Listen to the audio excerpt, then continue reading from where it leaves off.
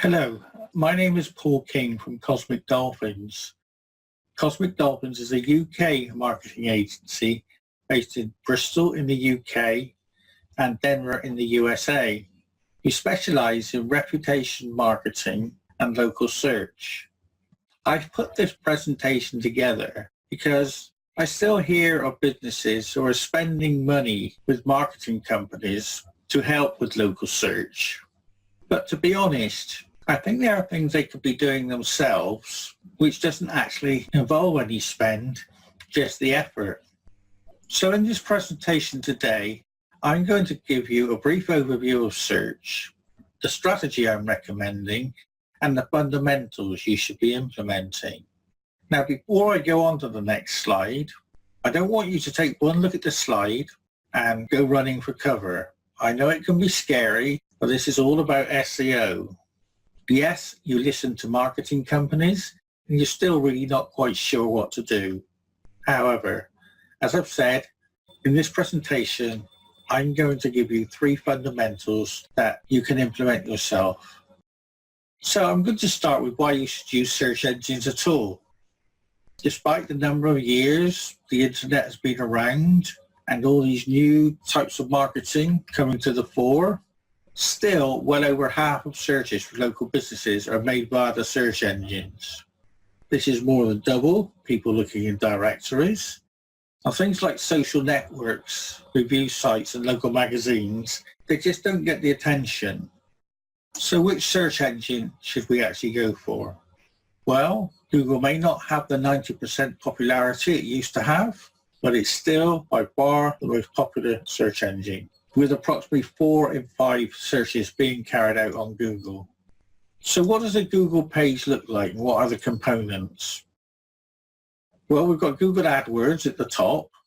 We've got what is now known as the Maps 3-pack and organic search results. Now, you don't always get a 3-pack, but quite often, if somebody is looking for a specific type of business in an area, the 3-pack will come up. So given this, where do people actually look on the page? Well, this is a heat map been produced by a consultant, Neil Patel, who is well recognized by Entrepreneur Magazine, New York Times, and other publications. And you can see from here, in this experiment, most people looked at Google Maps. People tend to skip over the AdWords. Yes, maybe about 40 to 45% may look at them. Slightly more will look at the organics, as you can see from the bottom, but most are looking at Google Maps. And just below the fold is usually the limit of what you see on the first page. When you go to the search results, down, scroll up a bit, you tend to see the link for more map listings, and that gets quite a bit of attention too. There are additional compelling reasons to use Google Maps. That's because more searches are made on a phone, and when results are returned to a phone, they're based on maps rather than the organic searches. Additionally, the number of searches on a mobile continues to increase at quite a fast rate. And there are also now indications that Google is starting to prefer Google My Business, which is the cornerstone to Maps, when it's looking for content that's not just in Maps, but also to some extent in the organic search results. Now, I mentioned that I think marketing budgets are sometimes utilised ineffectively, and I'll explain it with these 2 charts. On the left, we have organic search, and on the right, map search. Now, there are several components that are widely recognized as being important when it comes to how Google will rank your website. Now, Google are very, very protective of their algorithms, so one cannot be 100% sure. But this has been arrived at by practical implementation on people's websites. So you'll see from the organic side, you'll see for organic search, the main 2 components of organic search which have an effect are link signals and on-page signals.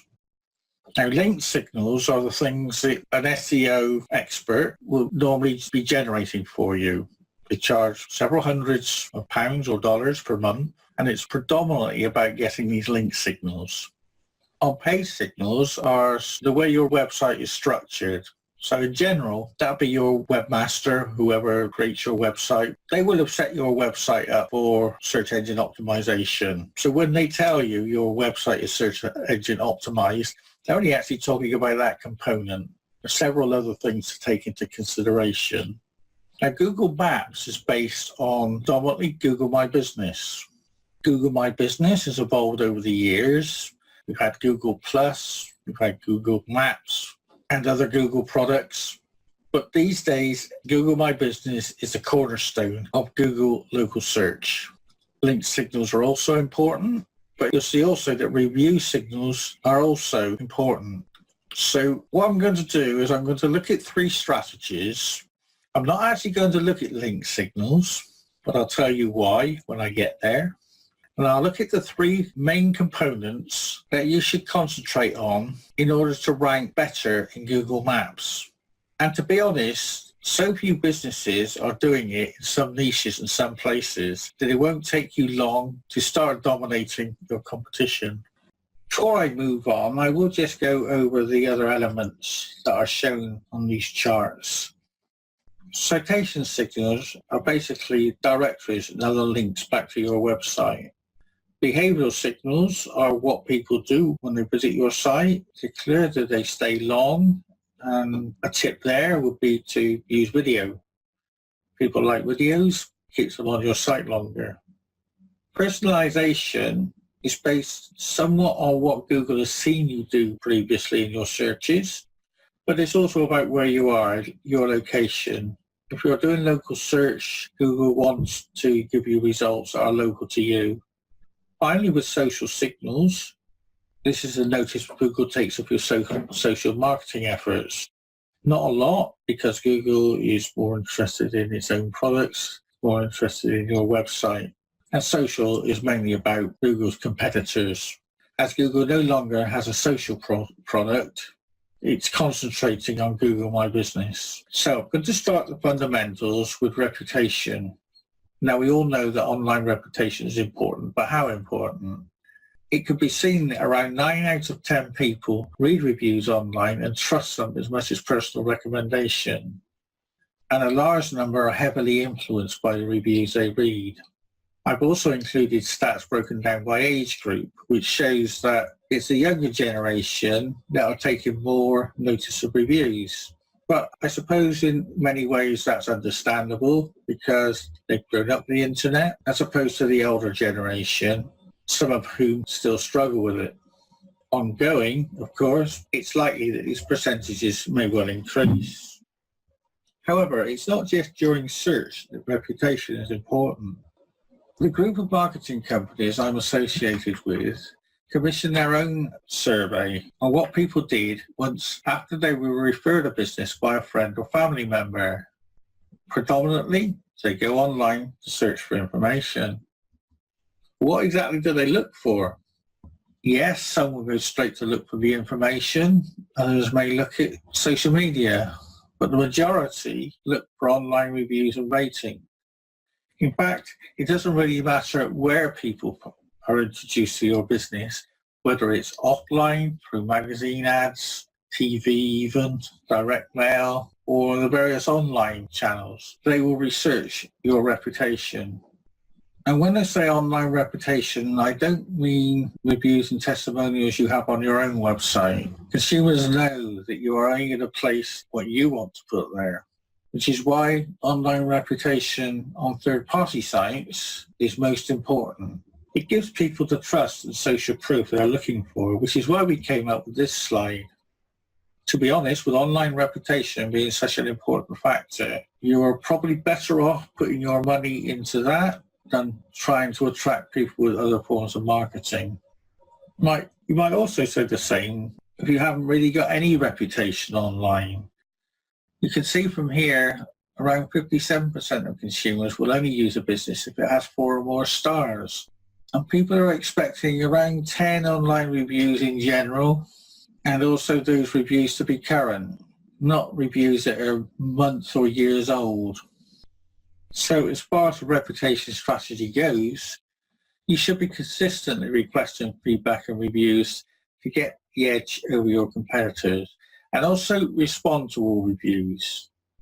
With many people, it's not so much whether the review is necessarily good or bad, provided you don't have lots of bad reviews, but it's also how you respond to the reviews and whether they think they will be able to trust you if things don't quite go right.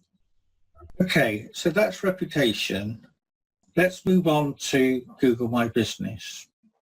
As I've mentioned, Google My Business is now the cornerstone for Google when it is searching for information about you. I'm hoping you know what your Google My Business listing looks like, but surprisingly, only around 56% of businesses have actually claimed their listing. Whether a business has claimed it or not can be seen from the example I've got on the left, where under the address and phone number, Google is asking whether you own this business in the hope that the business owner will claim it.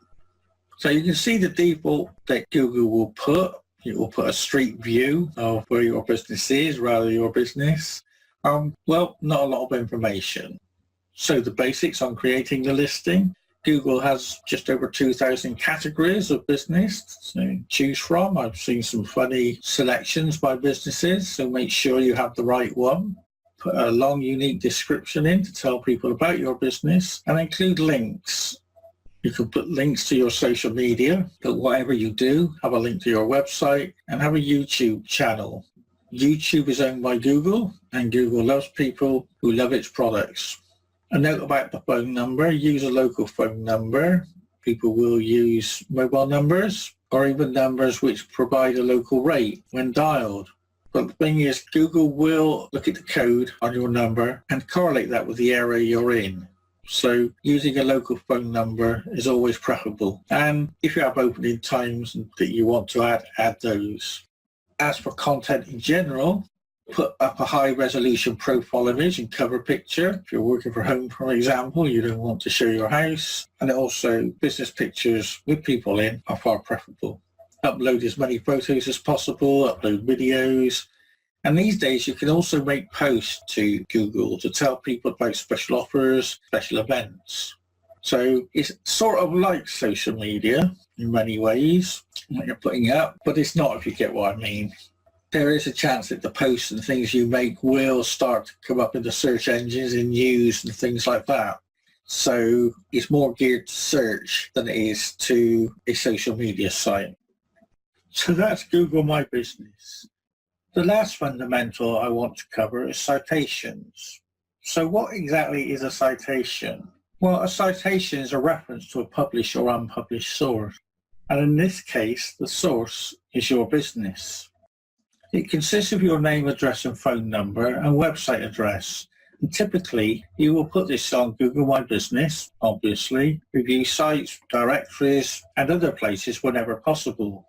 What is important is that when you use a citation, it is always the same as what you have recorded in Google My Business, because Google will then automatically correlate the link. Now, you may remember at the beginning that I said I wasn't going to cover link signals, although they are a major component of what Google will look for when ranking a local business. But here's why. Citations actually provide inbound links. And not only that, they provide high-value links. Now, I'm not going to go into how Google sees the value of links. Just suffice to say that links through most traditional SEO or organic listings are low value, meaning you need a lot of them. Whereas most directories and other sites where you can put your citation automatically have a high value. The other thing with citations, if you have them on review sites, is that sometimes a review site will take your listing and promote it above others, mainly because people don't tend to put many reviews on some of the review sites that are popular with Google, such as Yelp. Here is an example of this working in practice. These are the organic listings. Now, I'm not showing the maps listings here, but I can guarantee you Dr. Bill is top of those listings. Now, people do scroll down to the organic listings, but here you can see that Dr. Bill has been collecting reviews or likes on Facebook, And he also has been collecting reviews in a website that is dedicated to health professionals. I think you can see just from the screenshot I provided that Dr. Bill probably has an advantage over his competitors when it comes to possible patients looking for a dentist in his area. So how can you go about finding places for your citations? Now, as I said, citations, the main places for them are directories and reviews. So it's just a question of doing some searches. You could search online by putting in your market and directories or reviews, and your location even, or even by typing in your competitor's name and directories to see where your competitor's listing. After all, it's all a numbers game. And if you are doing better than your competitors when it comes to listings, you're going to have one element of ranking where you will be given preference by Google. So those are the three fundamentals. In summary, Google's still the predominant source of new business. If you're going to spend money on SEO, you get those fundamentals right. And as I've said, these are fundamentals that you can implement yourself. And remember, you're only competing against your local competitors, not the world. So you just need to be better than them. But they're not putting much effort in, and it makes it easy for you. And here's your do-it-yourself checklist. Optimize your Google My Business page, create citations on directory sites and social media, and get reviews posted on third-party sites. As I keep saying, these are things that you can do yourself that you don't necessarily need a third party to help you with. So on that note, I'll say thanks for watching. I hope this gives you some food for thought in respect to local search marketing and how you can approach it. But if you do want some help, we're always here for you. As usual, 3 ways of contacting us: by phone, by booking a short consultation at a time to suit you, or by sending us an email. And finally, we do have a complimentary report which we're happy to give you. It's at http://cosmicdolphins.com/local business audit. Our proprietary software will emulate Google and give you a good idea of what Google is finding out about your site. So feel free to take advantage. And once again, thanks for watching.